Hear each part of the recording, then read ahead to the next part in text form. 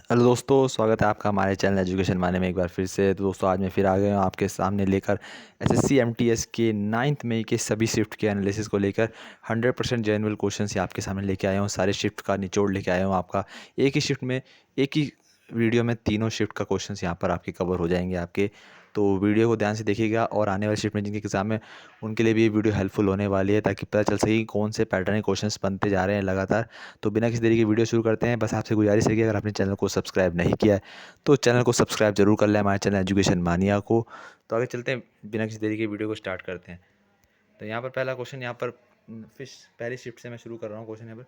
तो यहाँ first shift के क्वेश्चन में बता देता हूँ। यहाँ पर सेकंड, यहाँ पर पूछा गया था कि लार्जेस्ट पॉपुलेटेड स्टेट, वो जनगणना के अनुसार 2011 की सेंसस के अनुसार सबसे लार्जेस्ट पॉपुलेटेड स्टेट कौन सा है आपका? तो उत्तर प्रदेश आपका है। अगर दूसरे नंबर का पूछ लिया आने वाले शिफ्ट में तो आपको बताना है महाराष्ट्र है। उसके बाद तीसरे नंबर जो है यहाँ पर, ये है राजस्थान हो जाएगा आपका, तो यहाँ पर बिहार हो जाएगा आपका। तो तीन ये जो है लार्जेस्ट पॉपुलेटेड जो है आपके स्टेट्स हैं आपके यहाँ पर। अगर लोवेस्ट पूछ ले तो आपका सिक्किम हो जाएगा। उसके अलावा आपका दूसरे नंबर पे आपका गोवा हो जाएगा। फिर तीसरे नंबर पे आपका जो है आपका मिज़ोरम हो जाएगा। तो ये तीन जो आपके लोवेस्ट हो जाएंगे पॉपुलेशन के अनुसार, और हाईएस्ट में मैंने आपको तीन बता दिए हैं। नेक्स्ट क्वेश्चन आया था जिम कॉर्बेट नेशनल पार्क, ये कहाँ पर है? तो ये आपका उत्तराखंड में लोकेटेड है जिम कॉर्बेट नेशनल पार्क। एक पूछा गया था आर्टिकल से कि ये कौन से आर्टिकल में जो है यूनिफॉर्म सिविल कोड मेंशन किया जाता है। तो यूनिफॉर्म सिविल कोड जो है वो आर्टिकल 44 में मेंशन किया गया है। ये आर्टिकल 44 में मेंशन किया गया है आपका यूनिफॉर्म सिविल कोड के बारे में, जहाँ पर सभी नागरिकों को नागरिक संहिता के अनुसार सामान्य नियमों का किसी धर्म और जाति को परे रखते हुए यहाँ पर जो नागरिक संहिता है उसके अनुसार, उसके कोड ऑफ कंडक्ट के अनुसार जो है आपको वो सिटीजन रूल्स फॉलो करने होते हैं उस स्टेट के या उस टेरिटरी के लोगों को जहाँ पर ये लागू किया गया है। अच्छा अच्छा, यहाँ पर जो है कहाँ से लिया गया है ये आपका? तो आयरलैंड से लिया गया है। ये कौन से आपके पार्ट फोर्थ में ये मेंशन होता है, आपकी कॉन्स्टिट्यूशन के पार्ट 4 में मेंशन है ये। डीपीएसपी का आर्टिकल 44 में मेंशन है, जो कि पार्ट 4 में आता है। और सबसे पहला राज्य कौन सा बना था जिसने यूनिफॉर्म सिविल कोड अपनाया था, ये भी आपसे अगर पूछ सके तो वो है उत्तराखंड। अगर आपसे आने वाले शिफ्ट में पूछ ले तो उत्तराखंड आप इसका आंसर देंगे। पहला राज्य बना था जिसने यूनिफॉर्म सिविल कोड अपनाया था। इसमें पूछा गया था, एक क्वेश्चन आया था कि सेल वॉल का मेन फंक्शन क्या है? तो इसमें से ऑप्शन में बताया गया था कि यहाँ पर बच्चों द्वारा तो बताया था कि प्रोटेक्शन ऑफ प्रोटोप्लाज्म, ऐसा एक ऑप्शन दिया था। तो वो आपका सही आंसर हो जाएगा आपका यहाँ पर। एक ये डिफरेंट क्वेश्चन आपसे पूछा गया था, सरस्वती सेन डांस फॉर्म से पूछे जा रहे हैं। Different different questions dance form से डेली आ रहे हैं, तो अनएक्सपेक्टेड क्वेश्चंस बनते हैं डांस फॉर्म से हमेशा। सरस्वती सेन इस बार पूछ लिया किस डांस फॉर्म से, तो कथक डांस फॉर्म से रिलेटेड है सरस्वती सेन। हर एक शिफ्ट में क्वेश्चन आपका आ ही रहा है, तो आप इस पर ध्यान दें। डांस फॉर्म्स के ऊपर जो है इंपॉर्टेंट बन जाता है, और फेमस डांसर्स के ऊपर भी आ रहा है आपका क्वेश्चन। एक क्वेश्चन पूछा कि आत्माराम पांडुरंग ने कौन सी सोसाइटी फॉर्म की थी? तो प्रार्थना समाज। प्रार्थना समाज इन्होंने 1867 में फॉर्म की थी, आत्माराम पांडुरंग ने। एक क्वेश्चन था कि लवलीना बोरगोहेन ये कौन से स्पोर्ट से रिलेटेड है? तो ये क्वेश्चन पूछा था। तो ये बॉक्सिंग से रिलेटेड है, बहुत फेमस बॉक्सर हैं। हालिया टाइम पे आपको पता भी होगा, टोक्यो ओलंपिक्स 2021 में इन्होंने जो है 63 केजी वुमेंस बॉक्सिंग कैटेगरी में इन्होंने ब्रॉन्ज मेडल भी जीता था।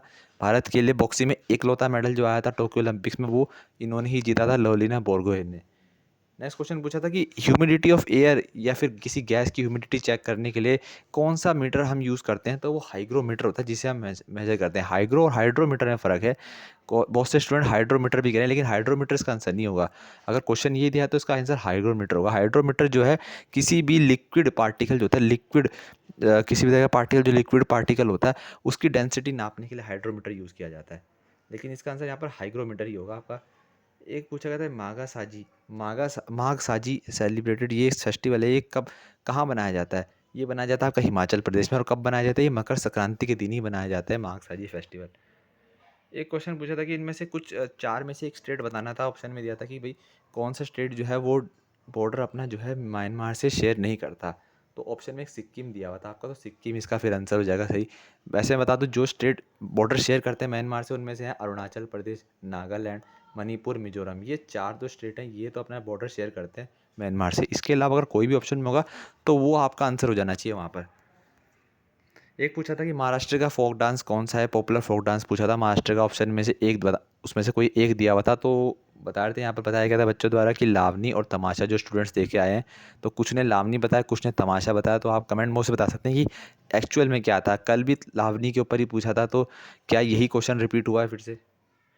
तो आप इसे बता दें मुझे। नेक्स्ट क्वेश्चन यहाँ पूछा गया था कि एक कि भाई इसमें भी यही पूछा था कि which one of the following जो है, कोई 4 ऑप्शन में से एक बताना था उसमें कि कौन सी ये कंट्री है जो टॉप 10 पॉपुलेशन के आधार पर टॉप 10 में नहीं आती। तो उसमें जो थे ऑप्शंस में जो आपका दिया था पाक, नाइजीरिया, कनाडा, मैक्सिको, ये 4 दिए थे आपके ऑप्शन में जो बताया गया था, और आंसर हो जाएगा आपका कनाडा। कनाडा जो है टॉप 10 पॉपुलेशन में नहीं आती। बाकी पाकिस्तान जो है नंबर 5 में आता है, नाइजीरिया नंबर 8 पे आता है, मैक्सिको आपका नंबर 10 पे आता है। सबसे ज़्यादा पॉपुलेशन किसकी है आज की डेट में, वो भारत की है 1.44 बिलियन, और सेकंड नंबर पे अब चाइना है 1.42 बिलियन। तो इसको भी आपको याद रखना है। अब भारत जो है लार्जेस्ट पॉपुलेशन वाली कंट्री बन चुका है वर्ल्ड में। अब ये पूछा गया था कि पीठासीन अधिकारी, लोकसभा का पीठासीन अधिकारी कौन होता है, तो वो लोकसभा का स्पीकर ही होता है, उसका लोकसभा का अध्यक्ष बन वो होता है वो।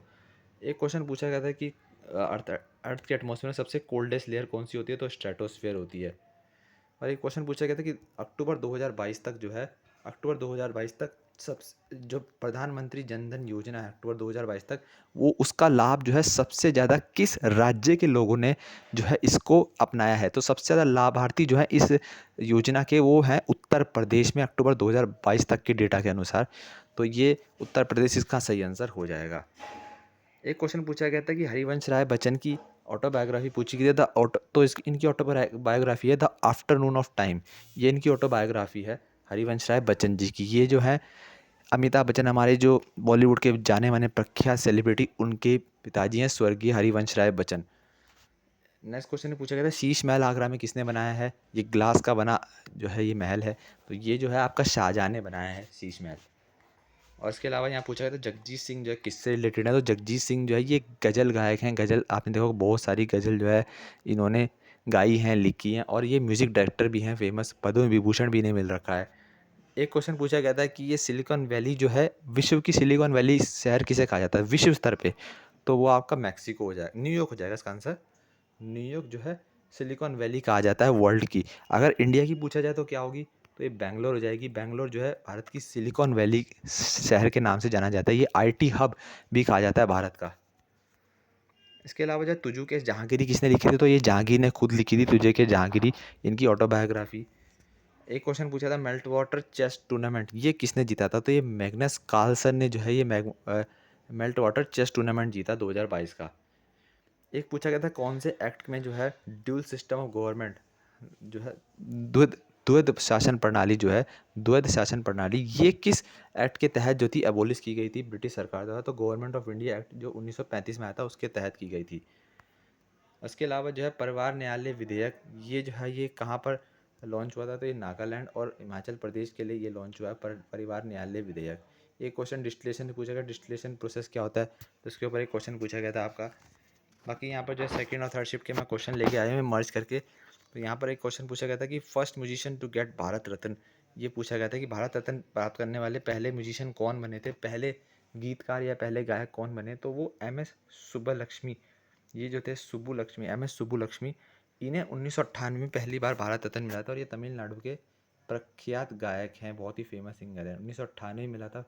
उसके बाद जो था पंडित बिरजू महाराज और आपके स्वर्गीय लता मंगेशकर जी, इनको भी जो है इनको 2001 में दोनों को जो है भारत रत्न मिला था। यहाँ पर क्वेश्चन आ जाता है कि which of the following is not in western Ghat, तो वेस्टर्न घाट में इसमें कौन सी हिल्स नहीं आती, तो इसका जो ऑप्शन में बताया गया था कि यहाँ पर कुछ स्टूडेंट ने बताया इसमें खासी हिल्स दिया गया था, कुछ यहाँ पर बता रहे थे कि अन्नामलाई हिल्स भी दिया गया था, तो अन्नामलाई भी जो है इसका आंसर हो जाएगा सही। अगर खासी दिया है तो वो भी सही आंसर हो जाएगा। तो जो भी ऑप्शन में दिया होगा वो आप मुझे कमेंट बॉक्स में बता दें कि एक्चुअल ऑप्शन क्या दिया गया था इसका। एक क्वेश्चन पूछा गया था क्लासिफिकेशन ऑफ रोड्स, तो क्लासिफिकेशन रोड्स कितने टाइप की हैं, तो वैसे मेनली 4 टाइप्स की होती हैं क्लासिफिकेशन रोड। यही पूछा गया था कितने टाइप्स की क्लासिफिकेशन रोड्स होती हैं, तो 4 टाइप की होती है मेनली। उनमें से एक तो नेशनल हाईवेज आ जाती है आपकी, स्टेट हाईवेज आ जाती है आपकी, और आपकी जो है विलेज रोड आ जाती है, बाकी डिस्ट्रिक्ट रोड आ जाती है। तो ये 4 जो है 4 तरह की क्लासिफिकेशन आपकी होती है मेनली। इसके अलावा जो है नवरात्रों का पूछा गया था कि नवरात्रि में हम किस देवी या देवता की हम पूजा करते हैं। नवरात्रि के जो 9 दिन के व्रत होते हैं आपको पता है, मार्च के महीने में जो अमूमन नवरात्रे आते हैं उसमें हम किसकी पूजा करते हैं, तो हम देवी दुर्गा की पूजा करते हैं इसमें नवरात्रे में। एक क्वेश्चन पूछा गया था Indira Gandhi national senior citizen pension scheme, इसके बारे में पूछा गया था। इसके बारे में आपको कुछ बता दूं जो भी पूछा गया इसके बारे में, तो इसमें जो थे इस पेंशन स्कीम के तहत जो थे 200 रुपये प्रति माह जो है सीनियर सिटीजन को, यानी जो 60 या उससे ऊपर की आयु के लोग हैं, तो उनको 200 रुपये प्रति माह मिला करता था। ये कब तक?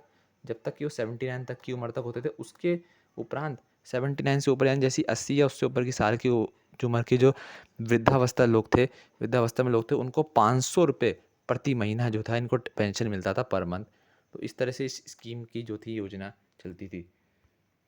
एक क्वेश्चन पूछा गया था कि मिनिमम एज क्या है। ये रिपीटेड क्वेश्चन है आपका कि मिनिमम एज जो है आपका वाइस प्रेसिडेंट बनने के लिए वो क्या है, वो 35 साल की उम्र होनी चाहिए। आपको मिनिमम एज क्राइटेरिया पे खड़ा होना पड़ेगा। आपको 35 साल अगर आपकी उम्र है तो आप जो है वाइस प्रेसिडेंट की क्राइटेरिया पर खड़े उतरते हैं।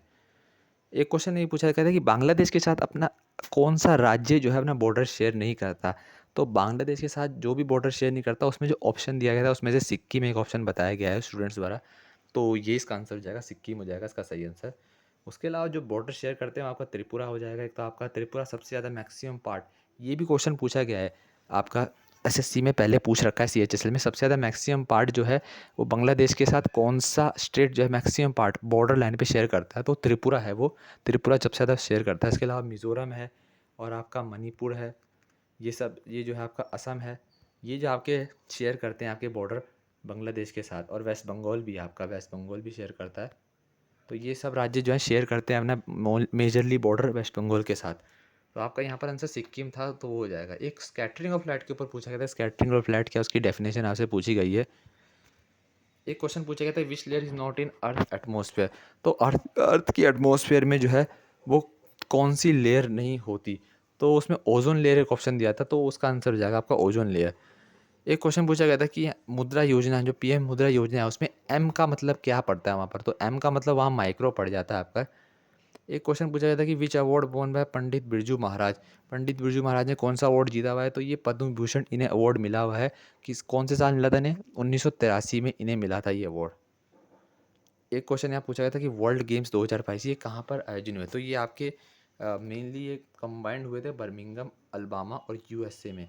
तो इन 3 जगह पे जो था इसका आयोजन हुआ था आपका। ये 7 से 16 अक्टूबर हुआ था आपका। कब तक चले थे? 2022 तक। और इसमें 30 स्पोर्ट्स जो थे इसमें मेंशन किए गए थे। 30 खेलों में जो थे लगभग 500 से भी ज़्यादा खिलाड़ियों ने जो थे इसमें भाग लिया था आपके। तो इसका आंसर हो जाएगा आपका बर्मिंघम, अल्बामा, यूएसए। एक क्वेश्चन पूछा गया था कि फंडामेंटल ड्यूटीज़ हमारे भारतीय संविधान में कितनी फंडामेंटल ड्यूटीज़ मेंशन है अक्टूबर 2022 तक। ऐसा क्वेश्चन पूछा गया था आपसे। तो चाहे वो कभी अभी तक की बात कर लूँ, वर्तमान तक, या अक्टूबर 2022 तक की। तो वर्तमान तक मैं आपको बता दूँ तो 11 फंडामेंटल ड्यूटीज़ हैं। अभी 11 ही है इसमें मेंशन। और ये फंडामेंटल ड्यूटीज़ के जो आइडिया था ये कहाँ से लिया गया था? ये आपके यूएसएसआर से लिया गया था आपका फंडामेंटल ड्यूटीज़ का आइडिया, जो हमारे इंडियन कॉन्स्टिट्यूशन में आज मेंशन है। और कहाँ पर मेंशन किया जाता है? आर्टिकल 51A में, क्लॉज ए में इसका मेंशन किया जाता है। 11 फंडामेंटल ड्यूटीज़, भारत के 11 मौलिक कर्तव्यों का मेंशन किया जाता है जो नागरिकों के लिए बनाए गए हैं हमारे भारत के। एक क्वेश्चन पूछा गया था कि पांड्या डायनेस्टी की कैपिटल कौन सी है। तो ये मदुराई है इनकी कैपिटल, जो सदर्न रीजन में पड़ती है मद्रास में। मदुराई जो है इसका आंसर हो जाएगा। एक क्वेश्चन यहाँ पूछा गया था, बहुत इजी क्वेश्चन पूछा है आपसे कि फीफा वर्ल्ड कप 2022 ये कहाँ पर आयोजन हुआ है। तो ये आपका कतर में आयोजन हुआ है इसका, फीफा वर्ल्ड कप 2022 का कतर में इसका आयोजन हुआ है। कितने कंट्रीज़ ने भाग लिया था? तो इसमें 32 कंट्रीज़ में क्वालिफाई हुई थी। 8 ग्रुप्स में ये क्वालिफाई हुई थी। इसका विनर कौन है? तो इसका विनर जो था अर्जेंटीना थे। रनर अप साथ पूछ लिया आपसे, तो इसका फ्रांस है इसका रनर अप। थर्ड प्लेस पे कौन था इसके? तो थर्ड प्लेस पे क्रोशिया थी।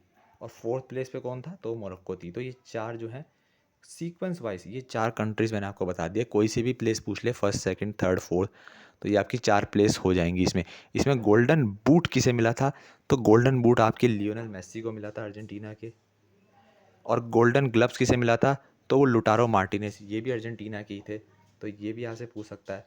तो ये आपके कुछ क्वेश्चन बन सकते हैं फीफा वर्ल्ड कप 2022 से। आने वाले शिफ्ट में अगर आपका एग्ज़ाम है तो कृपया इनको जो है, जो चीज़ें मैंने आपको बताई हैं, इनको ध्यान से याद रखिएगा। इसके अलावा जो था ये कि वो ऑर्डर दी firing eight general Jallianwala Bagh में से किया। जलियांवाला बाग में जो है फायरिंग का आदेश किसने दिया था? तो जनरल ओ डायर ने दिया था। ये जनरल ओ डायर ने जो है ये इसका फायर का आदेश दिया था। और इसमें फायर किसने करवाया था? ये विलियम ओ डायर थे वो। एक क्वेश्चन पूछा गया था कि अर्थशास्त्र किसने लिखा है। तो कौटिल्यन लिखा है। चाणक्य जिन्हें हम कहते हैं अर्थशास्त्र के रचयिता भी यही हैं, जिसमें आपके पॉलिटिकल अपलिफ्टमेंट के बारे में, पॉलिटिकल मेजरमेंट्स के बारे में मेंशन किया जाता है। एक राजा के लिए पॉलिटिकल मेजरमेंट्स किस तरह से होनी चाहिए। एक क्वेश्चन यहाँ पूछा गया था कि जीएसटी बिल्स में कितने स्लैब्स होते हैं, तो 4 उसमें अगर ऑप्शन में आपका दिया तो 4 स्लैब्स मेनली होते हैं आपके। कौन-कौन से होते हैं? 5, 12, 18 और 28%। ये 4% के स्लैब्स होते हैं जिसमें जो है सारे जो भी आपके यूनियन लिस्ट और जो कॉन्करेंट लिस्ट और स्टेट लिस्ट में जितने भी पॉइंट्स मेंशन हैं, इन सबको इन 4 स्लैब्स में डिवाइड किया गया है जीएसटी रूल्स के तहत। एक क्वेश्चन पूछा गया था ओरिजिन ऑफ स्पेसीज, ये किसने लिखी है? तो चार्ल्स डार्विन ने लिखी है ओरिजिन ऑफ स्पेसीज। इसके अलावा जो है एलिजिबिलिटी क्राइटेरिया पूछा गया था कि मैक्सिमम एलिजिबिलिटी क्राइटेरिया क्या है। ये पीएम युवा योजना 2.2.0 जो पीएम युवा 2.0 योजना है, इसके लिए आपकी मैक्सिमम एज क्राइटेरिया पूछी है। तो मैक्सिमम आपसे बता दूं तो 30 साल आपकी मैक्सिमम होनी चाहिए। इससे आगे वालों को जो है नहीं इसके लाभार्थी बन सकते। तो आपकी अगर 30 आयु या उससे कम है तो ही आप इसके लाभार्थी बन सकते हैं। इसके अलावा पूछा गया जजिया टैक्स के ऊपर पूछा गया था। जजिया टैक्स आपको पता है जो दिल्ली सल्तनत काल से जहाँ पर आपके बलबन से लेके बलबन ने लगाया था। उसके अलावा इसको फिर आगे जो था यहाँ अकबर के काल में जो है इसको फिर लगाया गया था। उसके बाद शाहजहाँ के काल में लगाया गया था। ये गैर मुस्लिमों पर जो है ये टैक्स लगा करता था, जो कि उनको जो है अपने जितने भी धार्मिक कार्य होते थे उनके गैर मुस्लिम लोगों के, उसका 1/4 टैक्स जो था उसे राजा को दिया करता था। जजिया टैक्स के ऊपर ये क्वेश्चन था। एक क्वेश्चन पूछा गया था कि जगन्नाथ रथ यात्रा में कौन से जो है भगवानों की पूजा की जाती है। तो उसमें 3 आपको पता है 3 देवी देवताओं का जुलूस निकलता है, जिसमें भगवान श्री कृष्ण और उनके बड़े भाई बलभद्र और उनकी छोटी बहन सुभद्रा इसमें मेंशन होती हैं। तो इन तीनों का जुलूस वहाँ पर उस समय आपको पता है पुरी से जगन्नाथ रथ यात्रा निकलती है आपकी, हर साल निकलती है आपकी ये जुलाई के महीने में। तो ये सब आपके क्वेश्चन थे जो आपके पूछे गए थे। आपके एसएससी एमटीएस के तीनों शिफ्ट के क्वेश्चन मैंने आपके मर्ज करके बताए। इसके अलावा अगर क्वेश्चन आपको पता हो, अगर आपका जिनका एग्ज़ाम था आज की शिफ्ट में, तो आप कमेंट बॉक्स में मेंशन कर सकते हैं। आने वाले जो शिफ्ट में बच्चे हैं उनके लिए भी हेल्प वहाँ पर मिल सकती है। तो till the time thank you very much and keep studying and channel को सब्सक्राइब जरूर कर लीजिएगा। आपका एक सब्सक्रिप्शन हमारे लिए एक मोटिवेशन बनता है। Thank you very much.